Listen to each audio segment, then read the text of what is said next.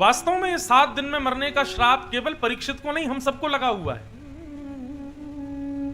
हम भले ही कितना भी कह लें, हम 20 वर्ष के, 26 वर्ष के, 30 वर्ष के, 50 वर्ष के, लेकिन जन्म हमारा 7 ही दिन में होता है और 7 ही दिन में हम मर भी जाते हैं। शनिवार से लेकर के और रविवार से लेकर शनिवार तक 7 ही दिन है। इन्हीं में ही जन्मेंगे, इन्हीं में ही ब्याह करेंगे, इन्हीं में ही मर जाएंगे। ये 7 दिन का श्राप अकेले परीक्षित को नहीं है, सबको लगा हुआ है। और सबसे बड़ी बात, परीक्षित के पास तो फिर भी ये बात उसको पता है कि उसको आगे 7 दिन बाद मरना है।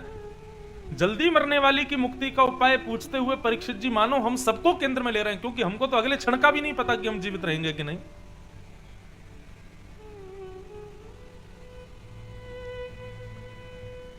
इसलिए हमको क्या करना चाहिए ताकि हमारी अंतिम श्वास निकले उससे पहले हम कुछ ऐसा कर जाएं जिससे हमारी मुक्ति सुनिश्चित हो जाए।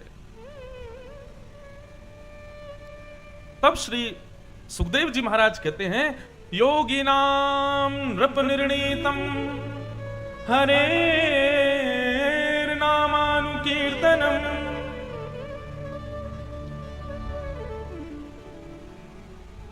राजन, आप पूछते हैं कि जल्दी मरने वाले की मुक्ति का उपाय क्या है, तो सर्वश्रेष्ठ उपाय तो यह है कि जब उसकी अंतिम श्वास निकल रही हो उस समय वो भगवान को याद कर ले बस।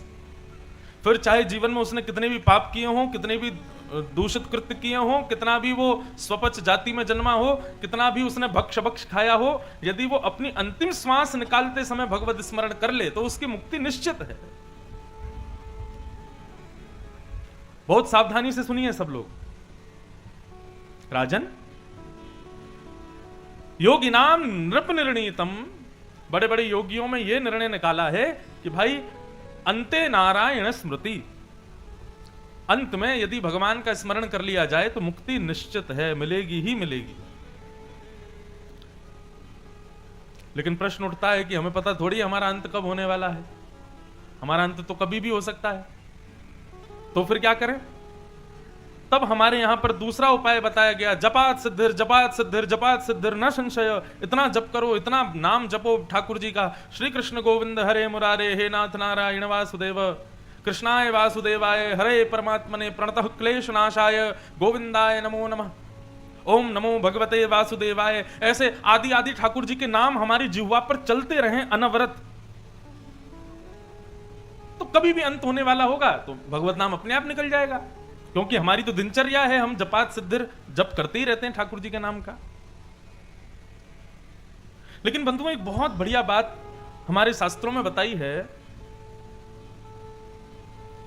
जन्म जन्म मुनि जतन कराही, अंत राम कहियावत नाही। जन्म जन्मांतर तक बड़े बड़े योगी, बड़े बड़े ध्यानी, तपस्वी इसी बात का प्रयास करते हैं कि अंतिम श्वास में भगवत नाम मुख से प्रकट हो जाए, लेकिन वही नहीं हो पाता। बहुत सावधानी से इस विषय को सुनिएगा। व्यक्ति हर क्षण में भगवान को याद कर लेगा, लेकिन यही विधि का विधान है, यही संसार की माया है कि वो जब अंतिम श्वास ले रहा होगा उसी समय उसको भगवान याद नहीं आएंगे, बाकी सब याद आ जाएगा। ऐसे में क्या किया जाए। तब हमारे ऋषि महापुरुष सब कहते हैं, बोले अपने जीवन में इतना नाम उच्चारण करो, इतना भगवान का नाम गुणगान करो कि यदि अंतिम श्वास में तुम भगवान का नाम ना ले पाए तो जीवन पर्यंत तुम्हारे लिए गए नाम का प्रभाव यह होगा कि अंतिम समय में यदि तुम भगवान का नाम नहीं ले पाए तो ठाकुर जी तुम्हारा नाम ले लेंगे और तुम्हारी मुक्ति निश्चित है। ये साधु महात्मा वृंदावन में आओ, हरिद्वार में जाओ, ये 24 घंटा माला क्यों जपते रहते हैं, क्यों जपते रहते हैं। बड़े बड़े वैष्णव सदा हाथ में माला लगाए रहते हैं, 24 घंटे भगवत नाम उनका चलता रहता है। क्यों चलता रहता है? क्योंकि यदि अपनी जीवित अवस्था में हमने भगवान को बहुत स्मरण किया, हमने भगवान का खूब नाम उच्चारण किया, तो उसका परिणाम यह होगा कि अंतिम समय में ठाकुर जी हमारी लाज रख लेंगे। अगर हम उनको याद नहीं कर पाए तो चिंता की बात नहीं, वो हमको याद कर लेंगे। इसलिए हमारे यहां विधान बताया, बोले जब तक जीवित हो भैया सुबह दोपहर शाम हंसते बैठते उठते जागते खाते पीते हंसते, हर स्थिति में ठाकुर जी को याद करो, स्मरण करते रहो। ठोकर लग जाए तो नारायण का नाम, उबासी लो तो नारायण का नाम, छींक आवे तो नारायण का नाम, उठो तो नारायण का नाम, नींद आवे तो नारायण का नाम, कहीं कुछ अच्छा सुन लो तो नारायण का नाम, कहीं कोई अशुभ सुन लो तो नारायण का नाम। हर स्थिति में नारायण नारायण नारायण नारायण मुख से चलता रहे, राम राम राम राम मुख पर आता रहे, कृष्ण कृष्ण कृष्ण कृष्ण ये जिह्वा कहती रहे।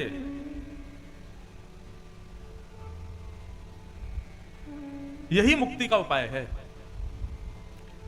अब ये तो थी मुक्ति की बात, लेकिन शुक्राचार्य जी महाराज तो ये चाहते ही नहीं है कि परीक्षित मुक्ति मांगे। राजन, तुमने मुक्ति के बारे में पूछा, मैंने तुमको बता दिया, लेकिन मैं तुमसे अब कुछ बात करना चाहता हूं। परीक्षित जी बोले, जी भगवान आज्ञा करो। शुक्राचार्य जी बोले, राजन, मुक्ति के लिए 7 दिन होना, 7 घंटे होना, 7 मिनट होना, 7 सेकंड का होना भी जरूरी नहीं है। बहुत ध्यान दीजिएगा बात पर। मुक्ति पाने के लिए 7 वर्ष, 7 महीने, 7 दिन, 7 घंटे, 7 मिनट, 7 सेकंड होने की कोई आवश्यकता नहीं है कि 7 साल मिलेंगे तभी तुम्हारी मुक्ति होगी, 7 महीने मिलेंगे, 7 दिन मिलेंगे तभी मुक्ति मिलेगी ना। राजन, यदि एक क्षण भी मिल गया, एक क्षण, और उस एक क्षण में भी यदि हरि कह दिया और तुरंत प्राण निकल गए तो मुक्ति निश्चित है। लेकिन विचार करो, तुमको 7 दिन प्राप्त हुए हैं,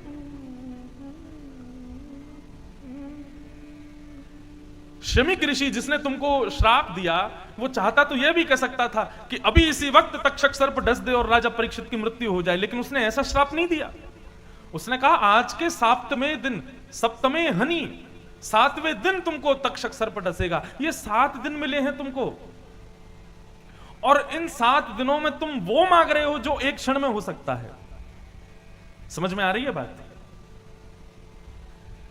राजा परीक्षित कहते हैं, श्री शुक्राचार्य जी कहते हैं, आज तो पहला दिन है, यदि आज 7वां दिन होता, अंतिम क्षण चल रहा होता, तुम्हारे प्राण निकल रहे होते, और उस समय भी यदि मैं आ जाता तो तुमको मुक्ति दिला देता। राजन, तुम्हारे पास तो 7 दिन बचे हैं। राजा परीक्षित बोले, तो भगवान क्या मैंने गलत प्रश्न किया? बोले नहीं, तुमने प्रश्न अच्छा किया, लेकिन संसार के लिए अच्छा किया, अपने लिए नहीं किया।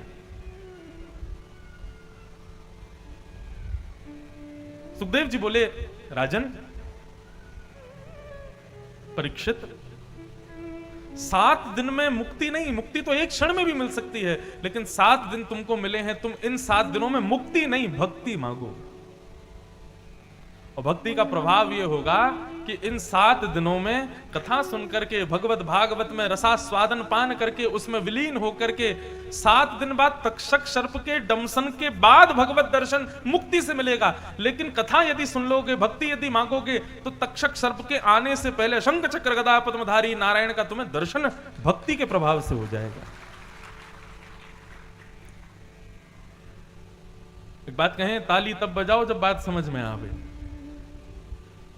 यदि बात पल्ले नहीं पड़ी तो ताली नहीं बजाना।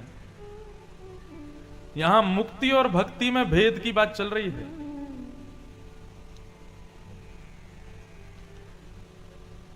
तुम मुक्ति मत मांगो, भक्ति मांगो। राजन, 7 दिन बचे हैं तुम्हारे पास। इन 7 दिनों में कथा सुना करके, हां यह जरूर है कि साक्षात्कार ठाकुर जी का तुमको हो जाएगा। और राजन, एक बात मुझे बताओ, मैं अपनी कथा में कहा करता हूं कि भैया हमने जीवन भर गला फाड़ फाड़ के कथा की, हमने जीवन भर अपना घर छोड़ के, अपना परिवार छोड़ के जगह जगह जाकर के कथाएं की। अभी यहां कथा 12 को पूरी करेंगे, 14 से अहमदाबाद में शुरू कर देंगे, 22 को अहमदाबाद में पूरी करेंगे, 23 को एक दिन की कथा गांधीधाम गुजरात में, और फिर 24-25 2 दिन कच्छ नारायण सरोवर में, बिल्कुल पाकिस्तान का बॉर्डर, वहां कथा करेंगे। उसके बाद फिर कहीं ना कहीं कथाएं लगी रहती हैं। हमने जीवन भर इतनी कथाएं करी, जगह जगह जाकर के हजारों लोगों को कथा सुना करके भक्त बनाया, और उसके बाद भी भगवान ने हमको क्या दिया? मुक्ति दे दी। चलो व्यास जी तुमको मुक्ति दे देते हैं, एक बात कह रहे हैं। अच्छा चलो मुक्ति मिल गई। अब जैसे ही हम वैकुंठ गए तो वैकुंठ में जाकर के हमने क्या देखा कि हमको एक आसन दे दिया, बोले यहां बैठ जाओ, अब यहीं पर रहना है आपको। जैसे ही उस आसन पर मैं बैठने लगा तो मैंने विचार किया, भाई देखें तो सही और किस किस को मुक्ति मिली है। तभी हमने देखा कि उस पंक्ति में रावण भी बैठा था, उस पंक्ति में कंस भी बैठा था, उस पंक्ति में पूतना भी बैठी थी, उस पंक्ति में शूर्पणखा भी बैठी थी। क्यों? इन सबको भी मुक्ति मिली है। हम यहां जीवन भर कथा गाते गाते गाते गाते वृद्ध होके, मृत्यु को प्राप्त होके वही मुक्ति प्राप्त कर लें जो मुक्ति रावण कंस आदियों को भी मिली है।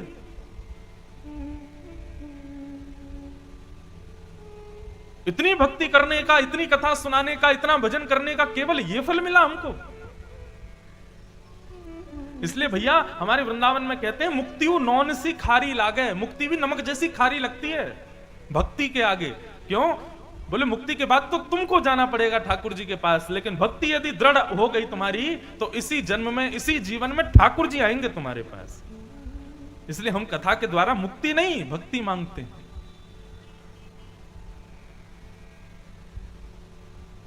मैं स्पष्ट कर दूं बात, हम भगवान के पीछे पड़ जाएं ये एक साधारण बात है, लेकिन हमारी भक्ति से प्रसन्न होकर ठाकुर जी हमारे पीछे पड़ जाएं ये विशेष बात है। मीराबाई के पीछे ही पड़े थे ठाकुर जी, सूरदास, तुलसीदास, रैदास, कबीरदास, इनके पीछे ठाकुर जी पड़े थे, ये थोड़ी पड़े ठाकुर जी के पीछे। हमें भी अपनी भक्ति ऐसी करनी है, हमें भी अपना जीवन ऐसा करना, अपना भजन ऐसा करना है। अनुब्रजाम में हम नित्यम, ठाकुर जी फिर हमारे पीछे पड़े रहें। यही मूल भक्ति का उद्देश्य है, भक्ति पथ का उद्देश्य यही है।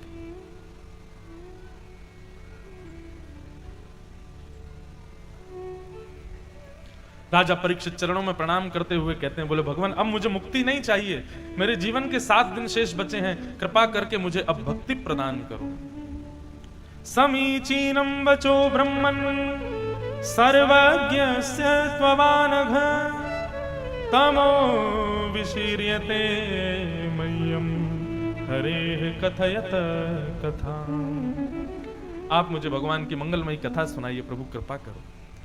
तब यहां से श्री सुखदेव जी महाराज परीक्षित को भागवत की कथा सुनाते हैं। और परीक्षित जी ने प्रश्न किया, महाराज मुझे सृष्टि बताइए, ये सृष्टि प्रसंग क्या है, ठाकुर जी सृष्टि कैसे करते हैं। तब संपूर्ण सृष्टि प्रसंग सुनाया गया, चतुश्लोकी भागवत बताई गई, किस प्रकार भगवान ने ब्रह्मा जी को चतुश्लोकी भागवत प्रदान की और उसी चतुश्लोकी भागवत के प्रभाव से ब्रह्मा जी ने इस सृष्टि का सृजन किया। आदि आदि भाव सृष्टि प्रसंग में सुनाए गए। यही सृष्टि का प्रसंग श्री विदुर जी को मैत्रेय मुनि सुना रहे हैं हरिद्वार में। विदुर जी महाराज कहते हैं, प्रभु ये सृष्टि कैसे बनती है इसके बारे में मुझे बताओ। तो बंधुओं, भगवान के नाभि से कमल प्रकट होता है, कमल के ऊपर ब्रह्मा जी प्रकट होते हैं। ब्रह्मा जी को ठाकुर जी आज्ञा करते हैं, ब्रह्मा ऐसी सृष्टि करो कि जो मेरा भजन भी करे और कर्म भी करे। तब ब्रह्मा जी ने स्वेदज, अंडज, जरायुज और उद्भिद इस प्रकार से सृष्टि करना प्रारंभ किया। सबसे पहले ब्रह्मा जी ने पेड़ पौधे, वृक्ष आदि इन सबको बनाया। ये सब कर्म करते हैं, भजन नहीं करते। इसके बाद में स्वेदज बनाए, कीड़े मकोड़े आदि इन सबको बनाया, ये सब भी कर्म करते हैं, भजन नहीं करते। फिर जरायुज बनाए, हाथी, घोड़ा, गाय, भैंस, शेर, चीता, इन सब का निर्माण किया, ये भी कर्म करते हैं, भजन नहीं करते। उसके बाद अंडज बनाए, अंडे से पैदा होने वाले जीव जंतु बनाए, ये सब भी कर्म करते हैं, भजन नहीं करते। तो ब्रह्मा जी बड़े चिंतित हो गए, क्या करूं मैं, जो भी कुछ बना रहा हूं सब कर्म करने वाले बन रहे हैं, ऐसी सृष्टि बनाऊं जो कर्म भी करे, भजन भी करे। तब ब्रह्मा जी ने श्रीमद् भागवत के चतुश्लोकी भागवत का पुरुषण किया और तत्पश्चात उन्होंने मानव की रचना की। 84 लाख योनियों में सबसे अंतिम योनि है मानव। बाकी की सारी योनियों को ब्रह्मा जी बना रहे थे केवल एक प्रैक्टिकल के रूप में, देख रहे थे बना बना के कैसे क्या होगा, लेकिन वो कहीं ना कहीं समस्त योनियां इस पृथ्वी के कहीं ना कहीं पूरक ही हैं, इस पृथ्वी को कहीं ना कहीं पोषण ही करती हैं। अंत में बनाया मानव। मानव में सबसे पहला मानव कौन बना? सनक, सनंदन, सनातन, सनत कुमार, ये 4 भगवान के प्रथम अवतार हैं। ये ब्रह्मा जी के द्वारा बनाए गए पहले मानव। इन्हीं को भगवान का प्रथम अवतार माना गया। जैसे ही सनत कुमारों का निर्माण हुआ, ब्रह्मा जी बोले, बालकों मैंने तुमको क्यों बनाया? सनत कुमार बोले, आपने हमको भजन करने के लिए बनाया है। बोले, नहीं, ये बात तो तुम्हारी अच्छी है, भजन तो करना ही है, लेकिन कर्म भी तो करना है।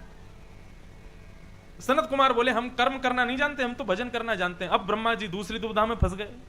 पहले सारे कर्म करने वाले बन रहे थे, भजन नहीं कर रहे थे, और अब केवल भजन करने वाले बनने लगे।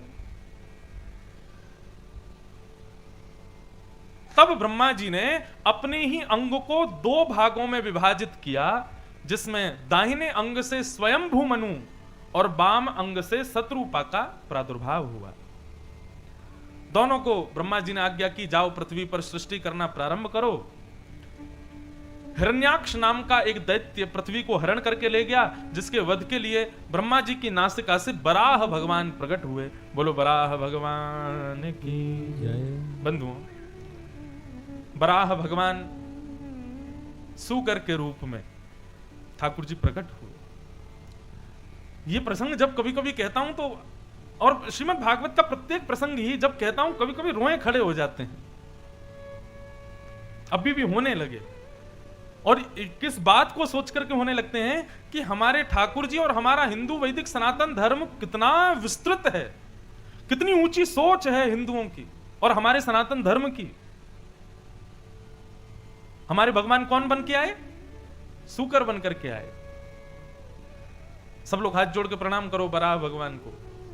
जितम जितम ते जित यज्ञ भावन त्रयीं त्वं स्वाम परिधुन्वते नमः। यद रोम गर्तेषु निलृध्वर तस्मै नमः कारण सूकरायते। लोग कई हमारे हिंदू धर्म में ही ये पूछते हैं, मूर्ति पूजा क्यों करते हैं हम लोग? मंदिर जाना जरूरी क्यों है? शंकर जी पर दूध क्यों चढ़ाएं हम? ये सब अंधविश्वास है, आदि आदि लोग ऐसी बातें करते हैं। और चलो हिंदू नहीं करते तो बाकी के लोग तो, कई लोग कसर नहीं छोड़ते, मंदिर तोड़ देते हैं, मूर्तियों को तोड़ देते हैं।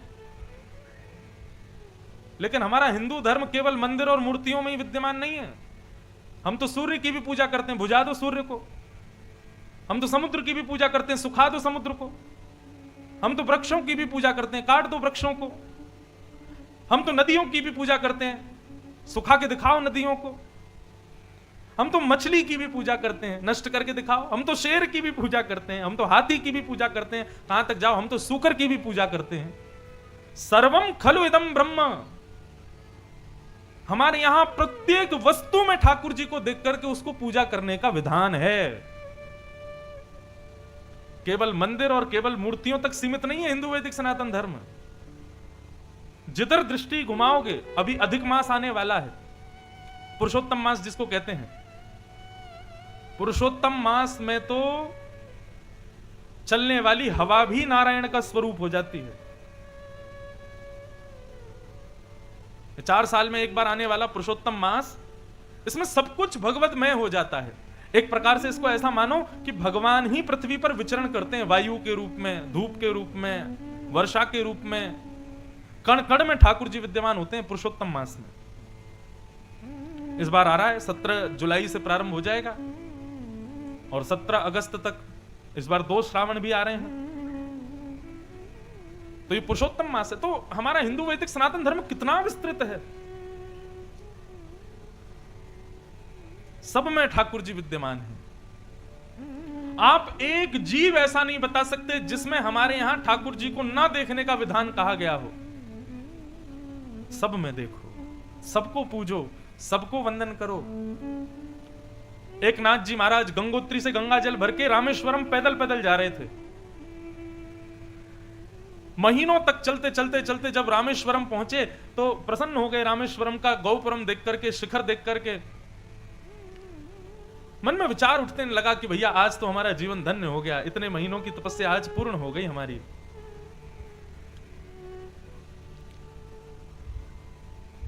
आनंदित हो गए।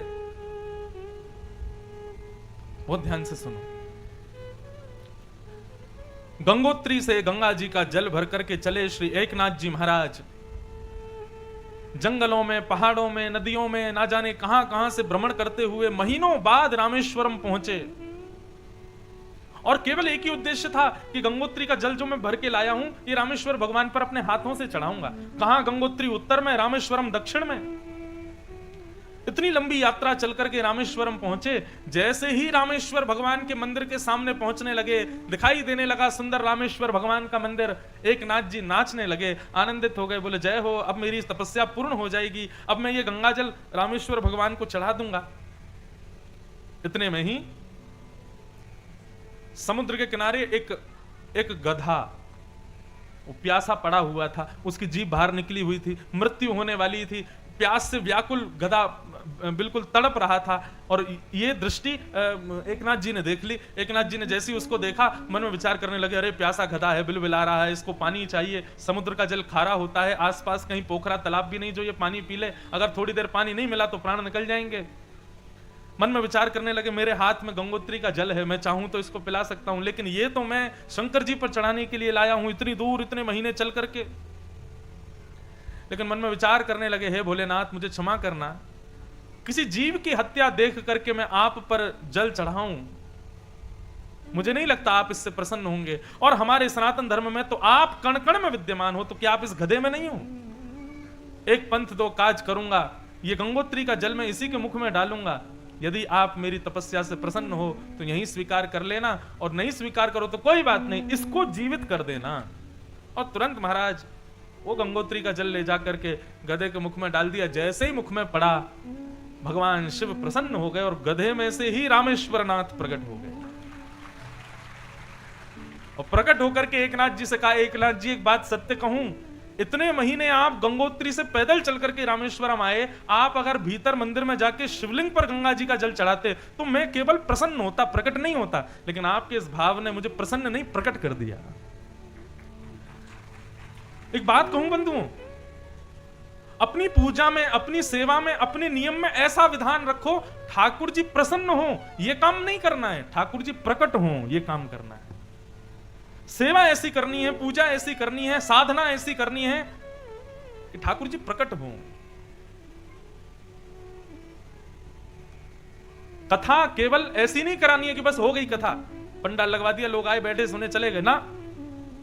कथा ऐसी करानी है कि कथा 7 दिन की ऐसी हो जाए कि लगे कि हाँ प्रत्येक दिन ठाकुर जी, आज रघुनाथ जी प्रकट हुए थे, आज मानो पवन देव कथा में पधारे थे, आज मानो श्री हनुमंत लाल प्रकट हुए थे, आज मानो द्वारिकाधीश आते हैं ठाकुर जी, प्रत्यक्ष अनुभव होता है लोगों को। कथा ऐसी हो।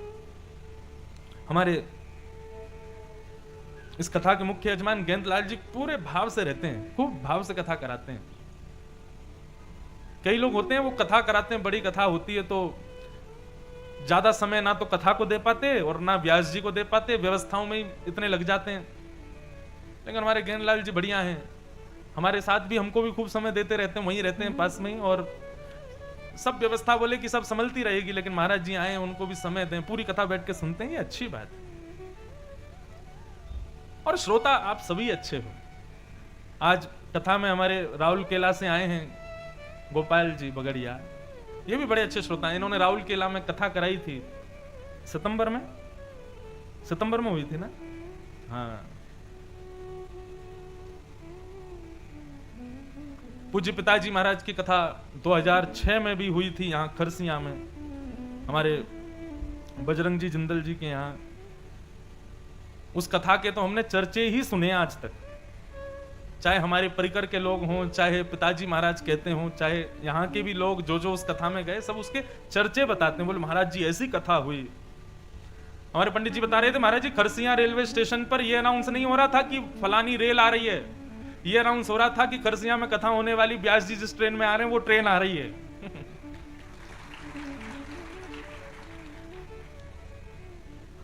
तो सेवा, पूजा, कथा, नियम, साधना ऐसी हो कि ठाकुर जी प्रसन्न नहीं प्रकट हो जाएं।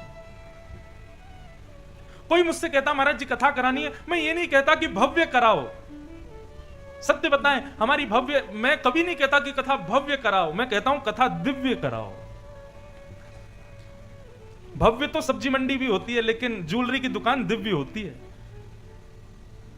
कथा दिव्य होनी चाहिए, सेवा दिव्य होनी चाहिए, साधना दिव्य होनी चाहिए, हमारा भजन दिव्य होना चाहिए, भव्य नहीं। भव्य हाथी होता है, लेकिन दिव्य चेंटी होती है। उस हाथी को भी पागल करने की सामर्थ्य चेंटी के अंदर होती है। दिव्यता रखो अपनी प्रत्येक भाव में।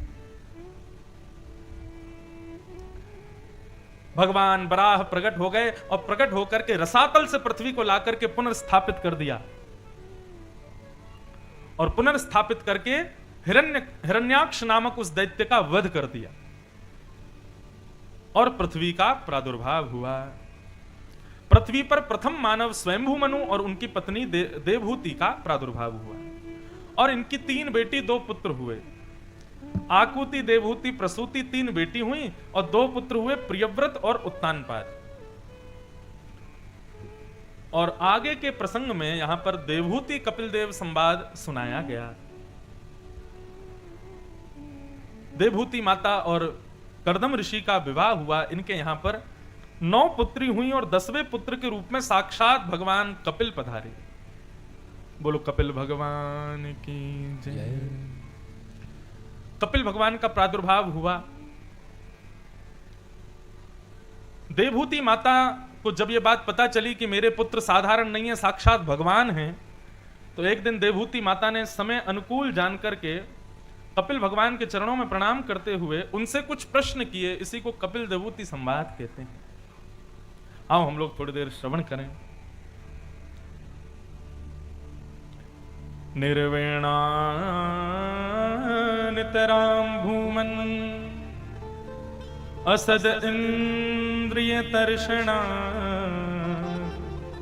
येन संभाव्यमानेन प्रपन्नाधम तम प्रभु। बहुत ध्यान से सुनिएगा बंधुओं, श्रीमद् भागवत का सबसे ज्यादा ज्ञान वर्धक प्रसंग है ये। पूरा तो नहीं कहूंगा, लेकिन थोड़ा थोड़ा कुछ भाव इसमें से बताऊंगा। देवहूति माता अपने पुत्र भगवान कपिल से प्रश्न करती हैं, हे प्रभु,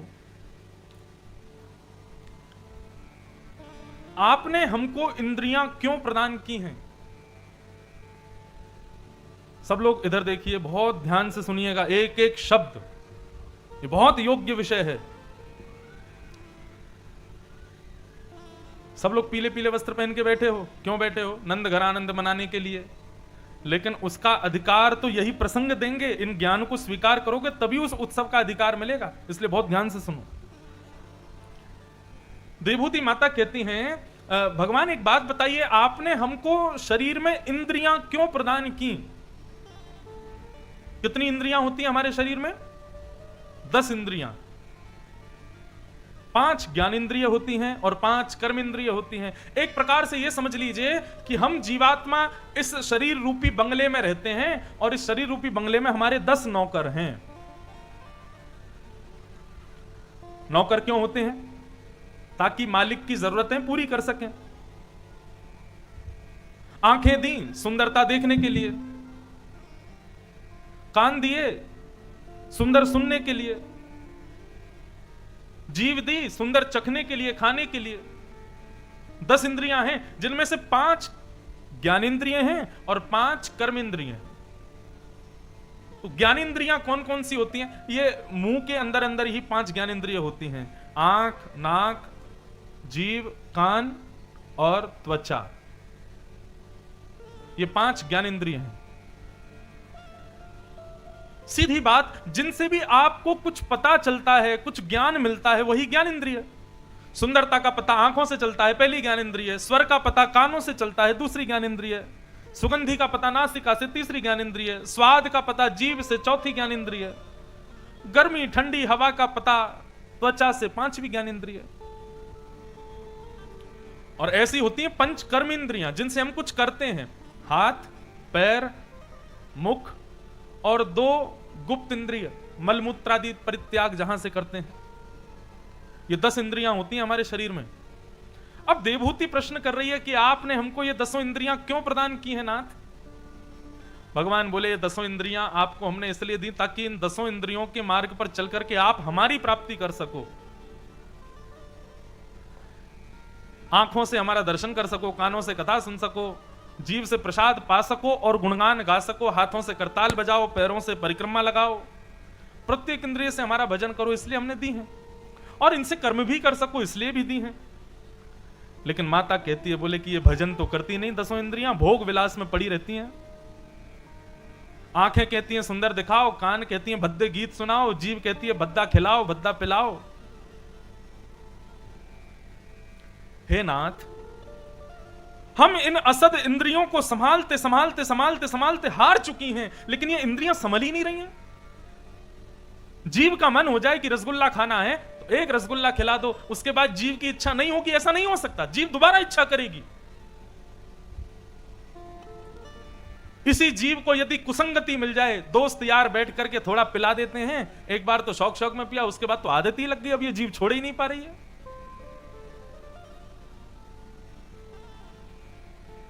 बहुत ध्यान से सुनो, हमारी प्रत्येक इंद्रिय विषयों के अधीन हो चुकी है। नाथ, मैं अपनी इन असद इंद्रियों को कैसे संभालूं, इनको कैसे सुधारूं, कृपा करके मुझे बताओ।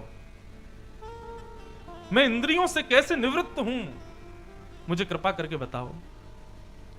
तब भगवान कहते हैं कि योग आध्यात्मिकः पुंसाम मतो निःश्रेयसाय में अत्यंतो परतीर्यत्र